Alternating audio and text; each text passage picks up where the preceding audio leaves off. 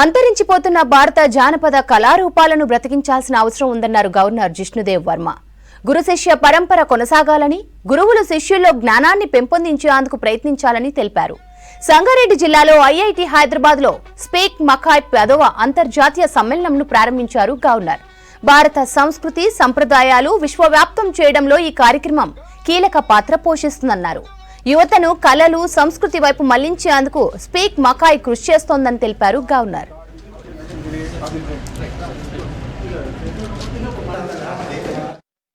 Glad a destiny would have it. When I first became governor of this state, of this beautiful state, one of the first delegations to have met me was Dr. Murthy, Professor Murthy, for this convention. And then I thought there's such a long time left in August, but time has just passed, has flown past, and today we are at this international convention. And each time I come to a convention or to a function by Speak Makaay, I see it growing from strength to strength. A movement, it is not an organization, a movement to reaffirm our faith in our culture. And the definition of culture in our civilization is a little different than what we call culture in the Western world, as the word cult itself comes from a Latin word, cult. The word culture comes from the word cult, of following, something that belongs to a cult, a group.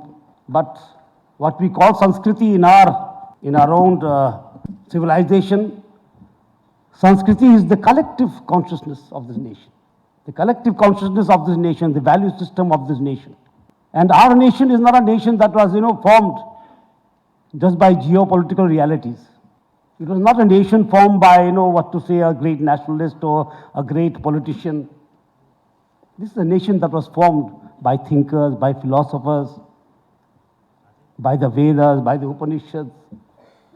So many things went in to form this great nation of Bharat. And the soul of Bharat speaks through its Sanskriti. The soul of this nation speaks through its Sanskriti.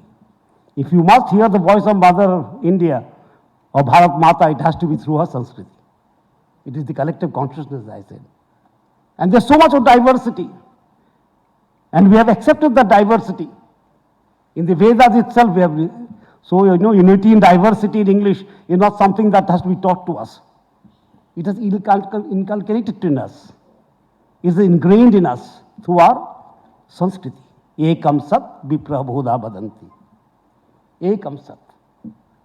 This is the foundation of our culture. Ekam sat. The truth is one. Viprabodha badanti. The learned interpret it in different ways. That defines our unity and our diversity. And we believe that even in the strictest of discipline, there's so much of freedom. Discipline does not mean lack of freedom. And that is embodied in our classical music. Pre monsoon sanitation drive ను ప్రారంభించారు GHMC mayor Gadwal Vijayalakshmi. Drive ద్వారా Banjara Hills division లో 3 రోజుల్లో clean చేపిస్తామని అధికారులు హామీ ఇచ్చారు. Mosquito fogging తో పాటు రోడ్ల పక్కనున్న చెత్తా చెదారాన్ని డ్రైవ్ లో తొలగిస్తామన్నారు అధికారులు. ఈ కార్యక్రమంలో జోనల్ కమిషనర్ అనురాగ్ జయంతి, శానిటేషన్ అడిషనల్ కమిషనర్ రఘుప్రసాద్, ఇతర అధికారులు, కార్మికులు పాల్గొన్నారు.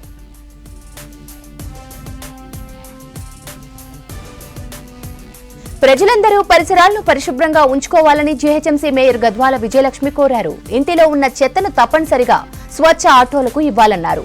ఇంటి పరిసరాల్లో నీళ్లు నిలిస్తే దోమలు వస్తాయన్నారు. భవన నిర్మాణ వ్యర్థాలు రోడ్డు పక్కన వేయకూడదని హెచ్చరించారు. నగర అభివృద్ధి విషయంలో రాజకీయాలు వద్దన్నారు. రెడ్ కలర్ వేసిన మ్యాన్ హోల్స్ ను పబ్లిక్ ఓపెన్ చేయవద్దని సూచించారు. ఈరోజు బంజారాహిల్స్ డివిజన్ లోపల ప్రీ మాన్సూన్ డ్రైవ్ జరిగింది. సో దాని లోపల ప్రతి ఒక్కరు అన్ని డిపార్ట్మెంట్స్ కోఆర్డినేషన్తో ఇవాళ జిహెచ్ఎంసీ కానివ్వండి, వాటర్ వర్క్స్ కానివ్వండి, ఎలక్ట్రిసిటీ, ఎంటమాలజీ ఉన్న డిపార్ట్మెంట్స్ అన్నీ కూడా ఈరోజు కోఆర్డినేట్ చేసుకుంటూ ఈ ప్రీ మాన్సూన్ డ్రైవ్ చేపట్టడం జరిగింది. అయితే ఈ ప్రీ మాన్సూన్ లోపల 24 టీమ్స్, ఈచ్ టీమ్ లోపల 14 మెంబర్స్తో ఈ డ్రైవ్ జరగబోతుంది. అండ్ ఆల్సో మెయిన్ ఇంపార్టెంట్ ఏంటంటే దీనిపైన శానిటేషన్ కానివ్వండి, ఇవాళ వాటర్ వర్క్స్ కానివ్వండి, వాటర్ది కానివ్వండి ప్రాబ్లం, ఎంటమాలజీ దోమలు, ఎందుకంటే మాన్సూన్ లోపల మీ అందరికీ తెలుసు ఎక్కువ ఇక్కడ డెంగ్యూ, మలేరియా ఇవన్నీ స్ప్రెడ్ అయ్యే కారణంగా ఈరోజు వాళ్ళని కూడా ఇంక్లూడ్ చేసుకున్నాము. సో ఈ డ్రైవ్ ఏదైతే ఉందో మేము స్పెషల్లీ ఈరోజు కాన్సన్ట్రేట్ చేసేది ప్రతి ఒక్క గల్లీ స్లమ్స్ లోపల మీరు చూసినట్టయితే చాలామంది కంప్లైంట్ చేస్తారు, మా గల్లీలో ఊడవలేదు, మా గల్లీలో ఎవరు రావట్లేదు, ఫాగింగ్ జరగట్లేదు. సో ఈరోజు కాన్సన్ట్రేషన్ ఎవ్రీ గల్లీలో ఇంక్లూడింగ్ సిఎండి వేస్ట్ కూడా ఏదైతే ఉందో అది కూడా మేము క్లియర్ చేయాలా అని ఒక దీంతో వచ్చాం. అయితే ఈ సిఎండి వేస్ట్, శానిటేషన్ ఇవన్నీ కూడా పబ్లిక్ ఏంటంటే వాళ్ళు ఇల్లులు కట్టుకుని వాళ్ళ బాధ్యత, ఒక నంబర్ మేము ఆల్రెడీ టోల్ ఫ్రీ నంబర్ కూడా వాళ్ళకి ఇచ్చాము. ఆ నంబర్కి కాల్ చేసి ఏదైతే సిఎండి వేస్ట్ ఉందో వాళ్ళు తీసుకుని వాళ్ళు ఆ నంబర్కి కాల్ చేస్తే వాళ్ళు ఎంత సర్టన్ అమౌంట్ పే చేసి పంపించాలి. కానీ ఇక్కడ మీరు చూసినట్టయితే మోస్ట్ ఆఫ్ ద పీపుల్ రాత్రి వ్యాన్స్ లోపల వెహికల్స్లో తీసుకెళ్లడము, సిఎండి ఎక్కడ ఎంటీ ప్లేస్ ఉందో అక్కడ వాళ్ళు డంప్ చేయడము ఇవన్నీ కూడా జరుగుతున్నాయి. కాబట్టి వెరీ క్లియర్గా ఈరోజు మా ఆఫీసర్స్ వీళ్ళందరూ కూడా వాళ్ళకి ఒక అవేర్నెస్ ప్రోగ్రామ్ ఏమని ఇస్తున్నారంటే, ఒకసారి మేము తీస్తాము ఈ డ్రైవ్ లోపల అంతా కూడా సాఫ్ చేస్తాము, కానీ నెక్స్ట్ మాత్రం తప్పకుండా మేము పెనాల్టీ వేయబోతున్నాము అనేసి ఆఫీసర్స్ కూడా చెప్పారు. AP deputy CM power star Pawan Kalyan సినిమాను ఆపే దమ్ము, ధైర్యం ఎవరికీ లేదన్నారు నిర్మాత దిల్ రాజు. ఈ ఇష్యూకు సంబంధించి మొదట ఈస్ట్ గోదావరి జిల్లాలో డిస్ట్రిబ్యూటర్లు, ఎగ్జిబిటర్ల మీటింగ్ జరిగిందన్నారు దిల్ రాజు. అక్కడ ఆ మీటింగ్ లో ఎగ్జిబిటర్లు తమ సమస్యలను చెప్పుకొచ్చారన్నారు. థియేటర్లు వర్కౌట్ అవటం లేదని, పర్సంటేజ్ విధానం ఉంటే బాగుంటుందని అక్కడ ఎగ్జిబిటర్లు చెప్పుకోవడం జరిగిందని దిల్ రాజు క్లారిటీ ఇచ్చారు. అందువల్ల రెంట్ లేదా పర్సంటేజ్ విధానంలో నడుస్తున్న దగ్గరే కొన్ని ఇబ్బందులు ఉన్నాయని దిల్ రాజు స్పష్టం చేశారు. అందుకే డిస్ట్రిబ్యూటర్లు, ఎగ్జిబిటర్ల మీటింగ్ లో ఈ సమస్య బయటపెట్టడం జరిగిందన్నారు దిల్ రాజు. నేను మళ్ళీ క్లారిటీ ఇస్తున్నాను. మళ్ళీ ఆ నలుగురు అక్కడ ఒక ఎక్స్ నిర్మాత అంటున్నాడు, ఆ నిర్మాతనే ఇది పైరట్ చేసి ఉండొచ్చు అంటే ఎంత నీచం. ఒక ప్యాషనెటిక్ ప్రొడ్యూసర్ అని నా సినిమాని నేను కాపాడుకోవడానికి ఫైట్ చేస్తాను అంటే ఎంత దిగజారిపోతున్నారు. వాళ్ళు మీడియాలోకి రావడానికా, మీడియా వాళ్ళు ఇచ్చే ఇంపార్టెంట్ కోసమా? అది అవసరం లేని టాపిక్. ప్రొడ్యూసర్స్ అందరం కూడా యునానిమస్గా ఎగ్జిబిటర్స్కి ప్రాబ్లమ్స్ ఉన్నాయని చెప్తున్నారు. అది మనం మాట్లాడుకొని వాళ్ళని ఎలా సాల్వ్ చేసి ముందుకు తీసుకెళ్దాం. థియేటర్లు ముయ్యడాలు చెయ్యడాలు వద్దు. జాయింట్ మీటింగ్ పెట్టండి, జాయింట్ మీటింగ్లో క్లారిటీగా ఇది చెప్పుదామని. సో జాయింట్ మీటింగ్కి 23 అనుకున్నారు, 24 పెట్టారు. ఈ లోపలనే ఈ ఎపిసోడ్ అంతా ఇంకొక సైడ్ డైవర్ట్ అయ్యింది. అది మీ అందరికీ తెలిసిందే. కళ్యాణ్ గారి సినిమా మీదకి ఇది డైవర్ట్ అయ్యి కళ్యాణ్ గారి సినిమాని ఇలా అనుకుంటున్నారు. దాంట్లో మేబీ నా పేరు డైరెక్ట్గా ఎక్కడా రాలేదు కానీ ఇండైరెక్ట్గానే వచ్చిందని అందరూ చెప్తున్నారు. కళ్యాణ్ గారి సినిమా ఆపే దమ్ము, ధైర్యం ఎవ్వడు ఆలోచించడు. ఎందుకంటే ఫస్ట్ థియేటర్లు బేసిక్గా ముయ్యరు. ఈ రోజు వరకు థియేటర్లు ముయ్యడం అనేది నా 30 ఏళ్ళ సర్వీస్లో నేను చూడలే. షూటింగ్లు ఆపుకున్నాం, ఎందుకు మా బాధలు ఉన్నప్పుడు ఆపుకొని ఏదైనా సాల్వ్ చేసుకోవటానికి. కానీ థియేటర్లు ముయ్యడం అనేది ఈ రోజు వరకు జరగల. అది ఎపిసోడ్ కాస్త కళ్యాణ్ గారి సినిమా మీదకి తీసుకెళ్లారు. గవర్నమెంట్స్ కూడా అలాంటిదే కమ్యూనికేట్ చేశారు మధ్యలో. సో ఎవరి అడ్వాంటేజ్లు ఏమున్నాయో ఇక్కడ తెలియదు. అడ్వాంటేజ్లు ఉన్న వాళ్ళు భయంతోనో భక్తితోనో కమ్యూనికేషన్ రాంగ్గా కమ్యూనికేట్ అయింది. సో అప్పుడు దుర్గేష్ గారు మినిస్టర్ నాతో మాట్లాడడం జరిగింది. ఆ రోజు కూడా నేను చెప్పాను, సార్ థియేటర్లు ముయ్యరు, అది జరిగింది. జాయింట్ మీటింగ్ ఉంది, ఈ జాయింట్ మీటింగ్లో క్లారిటీ వచ్చేస్తుంది. జాయింట్ మీటింగ్తో అందరూ యునానిమస్గా ఒప్పేసుకొని క్లోజ్ చేశారు. బట్ ఈ లోపలనే గవర్నమెంట్ సైడ్ నుంచి గవర్నమెంట్కి వెళ్ళిన కమ్యూనికేషన్ వల్ల థియేటర్లు ఇట్లా కళ్యాణ్ గారి సినిమాని ఇలా టార్గెట్ చేస్తున్నారు, ఇలా అనేది ఒక రాంగ్ కమ్యూనికేషన్ అని నేను అనుకుంటున్నాను. మరి అది వాళ్ళకి రాంగ్గా వెళ్ళిందా రైట్గా వెళ్ళిందా నాకు తెలియదు. But my point of views wrong కమ్యూనికేషన్తో కళ్యాణ్ గారి సినిమా మీదకి తీసుకెళ్ళారు. ప్రభుత్వాలని కలుపుకుంటూ ఇండస్ట్రీకి ఏం కావాలి, ప్రభుత్వాలు చేస్తేనే ఇండస్ట్రీకి ఏ సమస్య వచ్చినా ప్రభుత్వాలే చేయాలి.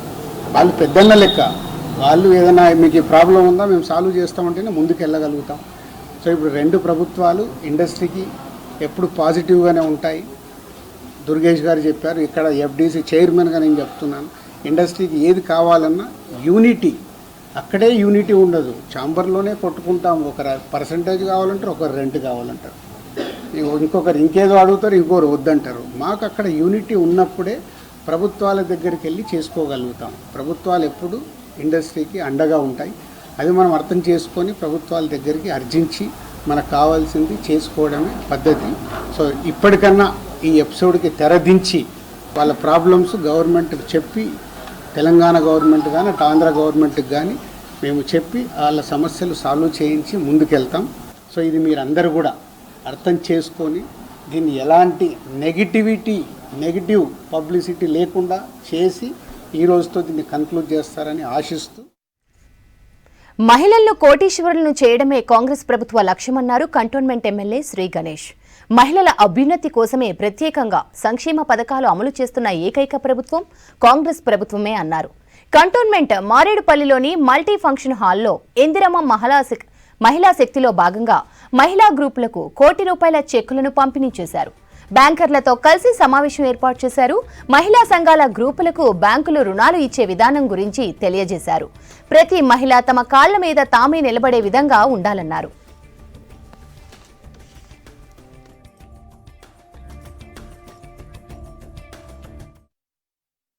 ఎన్నెన్ని పథకాలు ఉంది, ఆ పథకాలు వీళ్ళు ఇంప్లిమెంట్ చేయాలైనా, వీళ్ళు బిజినెస్లు చేయాలైనా వారికి ఏమేమి అవసరాలు ఉంటాయని పూర్తి స్థాయిలో తెలిపడం జరిగింది. ఇంకా రానున్న రోజులు కూడా వీళ్ళ అవసరాలు ఏముంది తెలుసుకోరని, ప్రతి ఒక్క అవసరాలు తీర్చే విధంగా ముందుకు సాగుతానని. నేను ఎలక్షన్కు ముందు కూడా మహిళల గురించి మహిళా ట్రైనింగ్ సెంటర్లు శ్రీ గణేష్ ఫౌండేషన్ ద్వారా ఆర్గనైజ్ చేశాను. ఎందుకంటే ఏ ప్రభుత్వం ఉన్నా, ఏ ఎమ్మెల్యే ఉన్నా రోడ్ల గురించి, డ్రైనేజ్ గురించి, కరెంటు గురించే, ఈ మౌలిక వసతుల గురించి ఆలోచిస్తారు. కానీ కుటుంబాలు ఆర్థికంగా ఎదగాలి, కుటుంబాలు ఎదుగుతూనే, మహిళలు ఎదుగుతూనే కుటుంబాలు ఎదుగుతుంది అనే ఆలోచన లేదు. కాబట్టి ఆ ట్రైనింగ్ సెంటర్లు నేను ఆ రోజు ఆర్గనైజ్ చేసిన, ఈరోజు గవర్నమెంటే పూర్తి స్థాయిలో తీసుకుంటుంది. కాబట్టి ఈ మహిళలందరూ ఆర్థికంగా ఎదగడానికి, మాట్లాడుకోవడానికి, కలవడానికి, ఎవరైనా వీళ్ళకు బిజినెస్ల గురించి నేర్పించాలైనా కూడా ఇక్కడ కంటోన్మెంట్ వ్యాప్తంగా ఎక్కడ కూడా వీళ్ళకి మహిళా భవన్ లేదు. గతంలో కూడా నేను ఎలక్షన్లో హామీ ఇచ్చాను, నేను గెలిస్తేనే వీళ్ళకి మహిళా భవన్లు కట్టిస్తా, మహిళా ట్రైనింగ్ సెంటర్లు ఆర్గనైజ్ చేస్తాను. ఈరోజు అందులో భాగంగానే మన వార్డు 6లో ఉన్న బస్తీలో ఒక 400 గజాలు ఉంది, కాంటా బస్తీలో. ఆ 400 గజాల్లో కూడా మహిళా భవన్ కట్టిస్తాను. ఇదే కాకుండా ఒకటి పెద్ద మహిళా భవన్తో పాటు 2-3 మహిళా భవన్ కంటోన్మెంట్ వ్యాప్తంగా కట్టి, బస్తీలలో కూడా కింద ఉన్న ఏదైతే కమ్యూనిటీ హాల్ ఉందో దానిపైన కూడా మహిళలకు మీటింగ్లకు, ట్రైనింగ్ల గురించి కూడా కట్టియాలని మొన్ననే గౌరవ ముఖ్యమంత్రి గారికి కూడా స్పెషల్ ఫండ్స్ కింద ఇది శాంక్షన్ చేయాలని కోరడం జరిగింది. వారు కూడా సంబంధిత అధికారులకు ఆదేశాలు ఇచ్చారు. ఖచ్చితంగా రానున్న రోజుల్లో అతి తొందరగా మహిళా భవన్లు, మహిళా ట్రైనింగ్ సెంటర్లు ఏర్పాటు చేసి మా మహిళలు కూడా ఆర్థికంగా ఎదగడానికి పూర్తి స్థాయిలో నేను ప్రయత్నిస్తానని మీ ద్వారా మా మహిళలకు విజ్ఞప్తి చేస్తాను. హైదరాబాద్ బుద్ధభవన్లో హైడ్రా నిర్వహించిన ప్రజావానికి 64 ఫిర్యాదులు అందాయి. 60% పైగా పాత లేఅవుట్లలో కబ్జాలపై ఫిర్యాదులు చేశారు పబ్లిక్. పార్కులు, రహదారుల కబ్జాలపైన హైడ్రాకు పెద్ద ఎత్తున ఫిర్యాదులు వచ్చాయి. గూగుల్ మ్యాప్స్ ద్వారా పరిశీలించి సంబంధిత అధికారులకు పరిష్కార బాధ్యతలను అప్పగించారు హైడ్రా కమిషనర్ రంగనాథ్. క్షేత్రస్థాయిలో పరిశీలనకు వస్తానని ఫిర్యాదుదారులకు కమిషనర్ హామీ ఇచ్చారు. పాత లేఅవుట్ ప్రకారమే రహదారులు, పార్కులు ఉంటాయని స్పష్టం చేశారు. ఫిర్యాదులను లోతుగా పరిశీలించి ఇరుపక్షాల వాదనలు విన్న తరువాతే చర్యలు తీసుకుంటామన్నారు రంగనాథ్.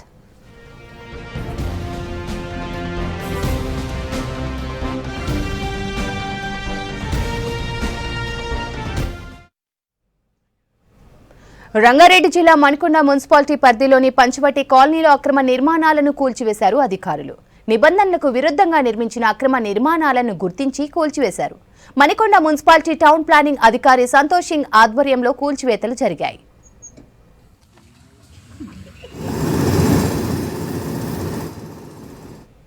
పంచవటి కాలనీలో బిల్డింగ్ 4 ఫ్లోర్లు నిర్మించేందుకు ముందుగా అనుమతి తీసుకొని ఆ తర్వాత ఇష్టానుసారంగా 2 ఫ్లోర్లు అదనంగా నిర్మించడంతో స్థానికులు ఫిర్యాదు చేశారు.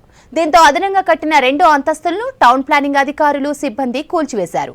గతంలో ఈ నిర్మాణానికి నోటీసులు సైతం అందించామని, అయినా వాటిని ఇంటి ఓనర్ పట్టించుకోలేదన్నారు మణికొండ మున్సిపాలిటీ టౌన్ ప్లానింగ్ అధికారి సంతోష్ సింగ్.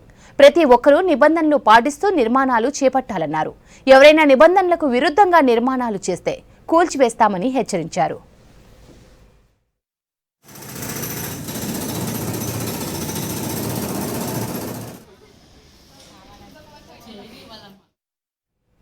ఏదైనా సమస్యపై అధికారులకు ఫిర్యాదు చేయాలంటే చాలా మంది భయపడుతుంటారు. సమస్య పరిష్కారం అవుతుందో లేదోనని, ఒకవేళ ఫిర్యాదు చేస్తే తర్వాత ఏమైనా ప్రాబ్లమ్స్ ఎదురవుతాయోనని భయం చాలా మందిలో ఉంటుంది. కానీ ఇద్దరు పిల్లలు మాత్రం ధైర్యంగా జీహెచ్ఎంసీ ప్రజావాణిలో ఫిర్యాదు చేశారు. తమ ఏరియాలో ఉన్న పార్కును డెవలప్ చేయాలని అధికారులకు విన్నవించారు.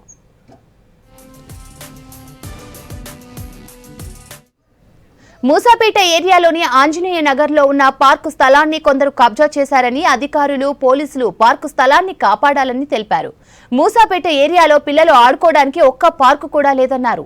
స్వాధీనం చేసుకున్న స్థలంలో పార్కు డెవలప్ చేసేందుకు గతంలో 50 లక్షలు కేటాయించారని, అయితే ఆ డబ్బులు రిలీజ్ చేయకపోవడంతో పనులు ఆగిపోయాయని చెప్పారు. నిధులు కేటాయిస్తే పార్కు నిర్మాణం పూర్తవుతుందని జీహెచ్ఎంసీ అధికారుల దృష్టికి తీసుకెళ్లారు ఆ పిల్లలు.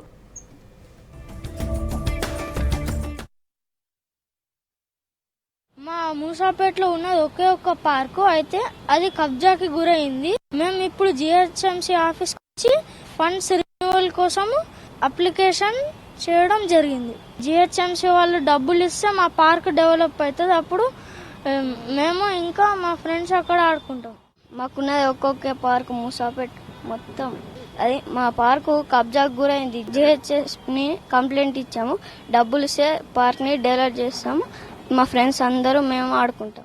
మా దగ్గర అరెకరం పార్కు కోసం కేటాయించి 50 లక్షలు శాంక్షన్ అయ్యి ఆల్రెడీ వర్క్ స్టార్ట్ చేసిన ఒక ల్యాండ్ ఏదైతే ఉందో అందులో ముస్లిమ్స్ వచ్చేసి జెండా పెట్టి అక్కడ మేము ఇది కట్టుకుంటాం అది కట్టుకుంటాం అని గొడవ చేయడం వల్ల దాన్ని కాంట్రాక్టర్ని బెదిరించి వాళ్ళు అక్కడి నుంచి పంపించేయడం జరిగింది. దీని విషయంగా జిహెచ్ఎంసీ వాళ్ళు ఎఫ్ఐఆర్ కూడా ఫైల్ చేశారు. అండ్ ఇప్పుడు వచ్చేసి అందరినీ కలిసిన తర్వాత దాని బడ్జెట్ రిన్యూ చేస్తాము అని చెప్పేసి చెప్పడంతో మళ్ళీ హెడ్ ఆఫీస్కి వచ్చాము. ఇక్కడ సార్ వాళ్ళకి రిక్వెస్ట్ చేయడంతో వీళ్ళు మేము ఇమీడియట్ గా చేస్తున్నామని డైరెక్ట్ గా డిప్యూటీ కమిషనర్ గారిని అసైన్ చేశారు, పద్మారావు గారిని. సో ఇప్పుడు ఆ ఫండ్ శాంక్షన్ చేసి ఇది కంప్లీట్ మూసాపేట బస్తీ దగ్గర 4 స్క్వేర్ కిలోమీటర్లలో ఎటువంటి పార్కు లేదు. ఇది ఒకటే పార్కు. దయచేసి ఇది పిల్లల కోసం కేటాయించింది, వాళ్ళకే దక్కనివ్వండి. ఇది కన్స్ట్రక్షన్ చేసేసి పిల్లల్ని ఆడుకునేలా చేస్తారు అని చెప్పి మేము ఆశిస్తున్నాం. ఆర్టీ బస్సులపై ట్రాఫిక్ ఉల్లంఘనల ఫైన్లు భారీగా పెరిగిపోయాయంటున్నారు అధికారులు. 2 ఏళ్లుగా ₹1 కోటి ట్రాఫిక్ చలాన్లు పెండింగ్ లో ఉన్నాయన్నారు పోలీసులు. వీటిని వెంటనే చెల్లించాలని ఆయా డిపోలకు పోలీసులు నోటీసులు పంపించారు. అయితే ఈ భారం బస్సు డ్రైవర్లదే అంటోంది ఆర్టీసీ యాజమాన్యం. రాష్ట్రంలో 10,000 బస్సులు నడుస్తుండగా గ్రేటర్ పరిధిలోనే చలాన్స్ అధికంగా నమోదవుతున్నాయంటున్నారు ట్రాఫిక్ పోలీసులు.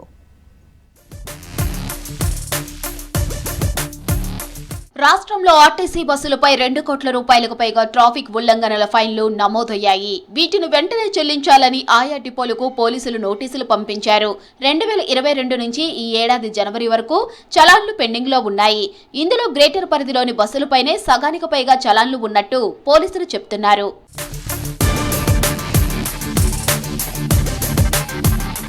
ఇప్పటి వరకు ₹75 లక్షల చలాన్లు చెల్లించినట్లు చెప్తున్నారు ఆర్టీసీ అధికారులు. మరో ₹1.5 కోటి వరకు పెండింగ్ చలాన్స్ రావాల్సి ఉందని ట్రాఫిక్ పోలీసులు తెలిపారు. మిగిలిన పెండింగ్ చలాన్లను కూడా చెల్లించాలని డిపోల మేనేజర్లకు పోలీసులు నోటీసులు అంటించారు. ఏ డ్రైవర్ డ్యూటీలో ఉన్నప్పుడు చలాన్ జారీ అయిందో ఆ డ్రైవరే డబ్బు చెల్లించాలని ఆర్టీసీ యాజమాన్యం చెప్తోంది.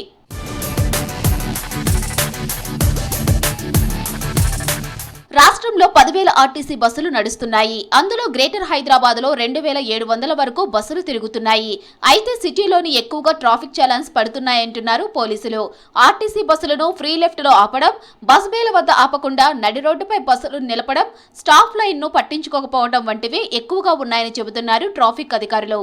బస్ స్టాప్ లో బస్సు ఆపినప్పుడు ఆ బస్ బేలోనే ఆపాలి, కానీ అట్లా కాకుండా వాళ్ళు వేరే రోడ్డు మధ్యలో ఆపితే వాళ్ళపైన కూడా సెక్షన్ 122 MV యాక్ట్ ప్రకారం వాళ్ళ మీద యాక్షన్ తీసుకోవడం జరుగుతుంది. కొన్ని సందర్భాల్లో ఈ ఆర్టీసీ బస్ డ్రైవర్స్ ఆ రోడ్డు పైన వెహికల్ ఆపి వెళ్ళడం జరుగుతుంది. దాంతో రెగ్యులర్గా వెళ్ళే ట్రాఫిక్ అంతరాయం ఏర్పడుతుంది. కొన్ని సందర్భాల్లో టీ తాగడానికి అట్లా కూడా ఆపి వెళ్తున్న సందర్భాలు ఉంటాయి. సో అటువంటి వాళ్ళపైన మేము ఈ రాంగ్ పార్కింగ్ కేసు వేసి యాక్షన్ తీసుకోవడం జరుగుతుంది. సో ఆ ఫైన్ ఎవరైతే అప్పుడు డ్రైవర్ మిస్టేక్ చేసిందో దాన్ని పే చేయాల్సిన బాధ్యత కూడా వాళ్ళపైనే ఉంటుంది. సిగ్నల్ దగ్గర స్టాప్ లైన్ కూడా మెయింటైన్ చేయాల్సిన బాధ్యత ఉంటుంది. రెడ్ సిగ్నల్ పడ్డప్పుడు కంపల్సరీ వాళ్ళు స్టాప్ లైన్ దగ్గర ఆగాలి. అదే రకంగా సెల్ ఫోన్ డ్రైవింగ్ కూడా వాళ్ళు చేయొద్దు. సిగ్నల్ జంపింగ్ కూడా చేస్తుంటారు ఆర్టీసీ బస్ వాళ్ళు. ఈ ఆర్టీసీ బస్సు డ్రైవర్లకు ప్రత్యేక నిబంధనలు ఏమి ఉండవు. వాళ్ళు కూడా ఎంవీ యాక్ట్లో ఉన్న అన్ని నిబంధనలు పాటించాల్సిందే. మహాలక్ష్మి పథకంతో ఉచిత బస్సు ప్రయాణం అందుబాటులోకి వచ్చినప్పటి నుంచి మహిళా ప్రయాణికుల రద్దీ పెరిగిందంటున్నారు డ్రైవర్స్. ప్రయాణికులు ఎక్కడ ఆపమంటే అక్కడ బస్సులను ఆపడంతో ఫైన్లు పడుతున్నాయన్నారు డ్రైవర్లు. ఈ ఫైన్లలో తమ తప్పు లేదంటున్నారు. అప్పుడైతే చాలా లేకుండే, ఏమన్నా వర్త చేస్తే అవి సంవత్సరం కట్టుకుంటుండే. తెలంగాణ స్టేట్ సపరేట్ అయినాక ఇప్పుడైతే డ్రైవర్లకే కట్టుకుంటారు. చూసుకొని సిగ్నల్ జంప్ చేయదు, సైడ్లో బస్ స్టాప్ చూసి ఆపుకోవాలి చేయాలంటారు. కానీ ఓసారి మూవ్మెంట్ బట్టి ఏం చేయలేకపోతాం. మంచి స్పీడ్లో ఉంటుంది బండి, కొంచెం గిరి దాటి అవుతుంది కదా, అలాంటప్పుడు ఆపలేము అనమాట. వెళ్ళిపోవడం పడుతుంది. ట్రాఫిక్ రూల్స్ సిగ్నల్ పాటించాలి, లైన్ క్రాస్ కావద్దు, సిగ్నల్ కంపల్సరీ పాటించాలి. సిగ్నల్ పాటిస్తేనే యాక్సిడెంట్ అనేది తక్కువ అవుతుంది. చాలా ఇబ్బంది కదా మేడం, సిటీలో అంటే చాలా ఇబ్బంది కదా. ట్రాఫిక్ ఫుల్ అయిపోయింది. ఎక్కడైనా ఏ సిగ్నల్ దగ్గరైనా, రోడ్ మీద ఎక్కడైనా బస్ స్టాప్లో ఆపినా అయితే ట్రాఫిక్ ఫుల్ ఉంది. జీరో టికెట్ వచ్చిన కానీ నుంచి మస్తు వెయిట్ అయిపోయింది మాకు. 8 hours అయిపోయి డ్యూటీ 12 hours 16 hours అవుతుంది. 16 గంటలు చేయాల్సి వస్తుంది. ట్రాఫిక్ చాలన్లు వేస్తున్నారు, చేతగాని వాళ్ళు ఉంటారు. సిగ్నల్ అవతల ఆపడము, అట్లా బస్ స్టాప్లో ఇప్పుడు ఆటోలు ఉంటాయి, కొంచెం సైడ్కి ఆపడము అట్లాంటివి కొట్టేస్తారు. మా మీదనే పడుతున్నాయి. చాలా ఇబ్బంది ఉంది. అది మా మీద దయదలిచి మా జీతాలు, మాకు వచ్చే జీతాలు తక్కువ, ఆ జీతాలు కూడా అవి కట్ చేయకుండా ట్రాఫిక్ చాలన్లు మాఫీ చేస్తే మేము కూడా పబ్లిక్ కోసమే కదా. చేతగానే వాళ్ళు ఉంటారు, బిడ్డ గిడ ఆపంటారు, ఆపాల్సి వస్తుంది, తక్కువ ఫోటో కొడతారు. వాళ్ళు బస్ స్టాప్లో అందరూ పైకి వచ్చేస్తారు. మనం ఏం చేస్తాం, కొద్దిగా రైట్ తీసుకోవాల్సి వస్తుంది వాళ్ళ గురించి. అది బయటికి రాగానే చాలన్లు వేస్తారు. పడితే మామూలుగా 300-200 పడతాయి. ఇది సిగ్నల్ జంప్ అయితే 1030 పడతాయి. కొద్దిగా మాకు కనీసం కొద్దిగా తగ్గియాలి కదా. అంతగానం మేము కట్టాలంటే ఈ సాలరీలో మనము తక్కువ సాలరీలో మనం చాలా ఇబ్బందిగా మేడం. ఆర్టీసీ యాజమాన్యం చలాన్లు చెల్లించాలంటున్నారు ట్రాఫిక్ పోలీసులు. ఇక నుంచి డ్రైవర్లు అప్రమత్తంగా ఉండాలని, చలాన్లు పడకుండా రూల్స్ పాటించాలని సూచిస్తోంది ఆర్టీసీ యాజమాన్యం.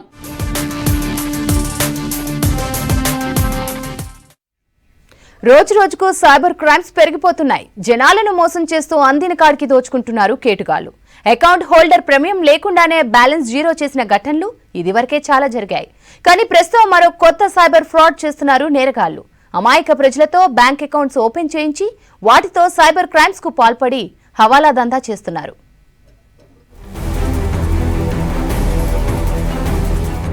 రాష్ట్రంలో సైబర్ నేరగాళ్లు రెచ్చిపోతున్నారు. పోలీసులు నిఘా పెట్టినా రోజుకో పంజా విసురుతూనే ఉన్నారు. కొందరు వ్యక్తులతో బ్యాంక్ అకౌంట్లు ఓపెన్ చేయించి వారికి కమిషన్లు ఇస్తున్నారు సైబర్ నేరగాళ్లు. ఆ కమిషన్ డబ్బులకు ఆశపడి వారి అకౌంట్లను సైబర్ నేరగాళ్ల చేతిలో పెడుతున్నారు అమాయక జనం.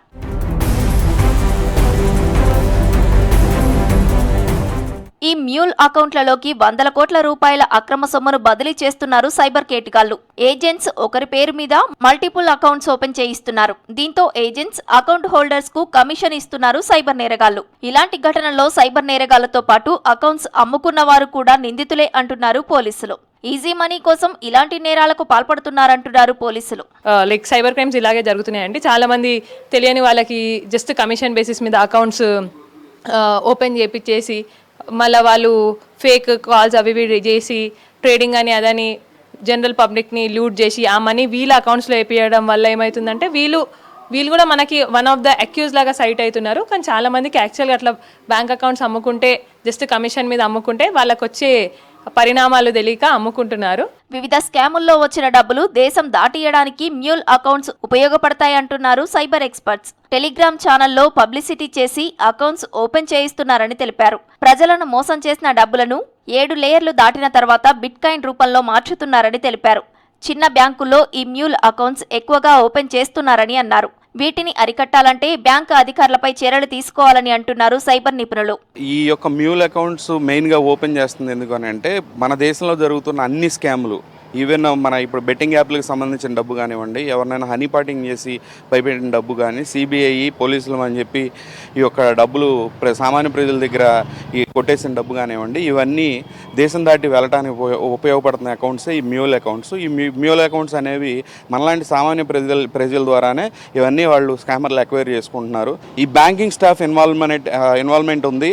బ్యాంకుకి సంబంధించిన మేనేజర్లు కూడా ఈ యొక్క ఫేక్ అకౌంట్స్ ఓపెన్ చేయడానికి చాలా కీ రోల్ ప్లే చేస్తున్నారు.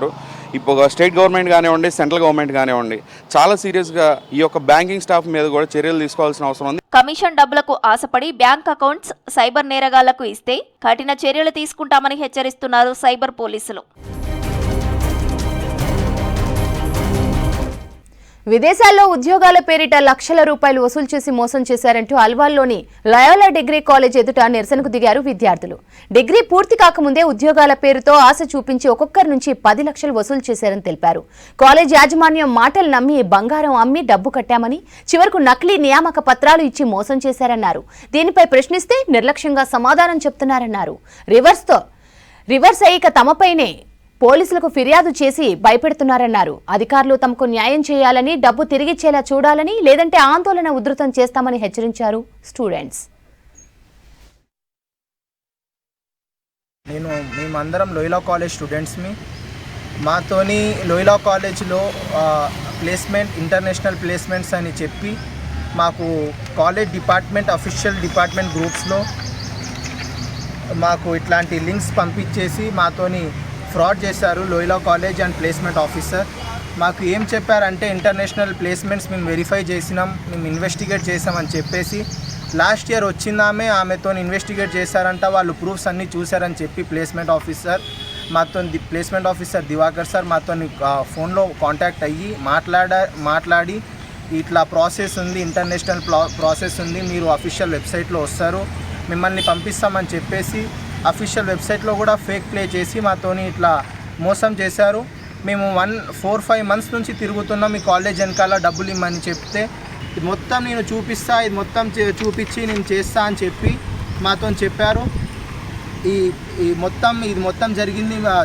ప్రెజెంట్ ఫాదర్ బుజ్జిబాబు ఫాదర్ కూడా తెలుసు. ఆయన ఏం చెప్పారంటే కెనడాలో నా స్టూడెంట్స్ ఉన్నారు, మీ కంపెనీ ఏమైనా ఉంటే నేను ఇన్వెస్టిగేట్ చేపిస్తా అని ఫాల్స్ ప్రామిసెస్ ఇచ్చి మాతో ఇట్లా చేశారు.